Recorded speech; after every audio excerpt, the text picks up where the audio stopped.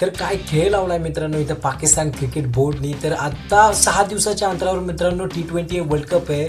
त्याच्या आधी आता त्यांच्याकडून एक ऑफिशियल स्टेटमेंट आले पाकिस्तान क्रिकेट बोर्डकडून की ते वर्ल्ड कप खेळणार येणारा, पण त्यांना बॉयकॉट करणार आहेत मॅच इंडियाबरोबर जी 15 फेब्रुवारीला होणार आहे. ती बॉयकॉट करायची म्हणतात आहेत मित्रांनो.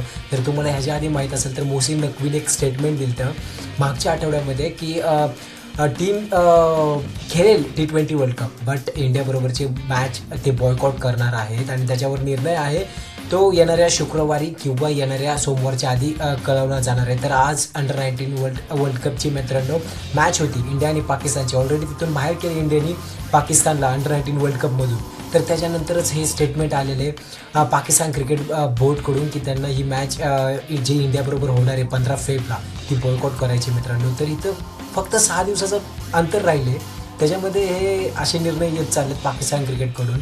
तर ICCला अजून त्यांनी कन्वे केलं नाही. तर ICC ह्याच्यावर काय मित्रांनो ॲक्शन घेणार आहे ते सांगता येत नाही मित्रांनो, कारण इथं बांगलादेशसुद्धा त्यांना रिप्लेस करू शकते या T20 वर्ल्ड कपमध्ये. आणि जर पाकिस्तानने क्रिकेट T20 वर्ल्ड कप खेळते आणि इंडियाबरोबर जर त्यांनी मॅच खेळली नाही तर त्याचे जे 2 पॉईंट आहेत त्या मॅचचे तर ते इंडियाला दिले जातील आणि जी पॅनल्टी लागेल ना मित्रांनो ते लॉस तर तिथं त्यांचा होईलच.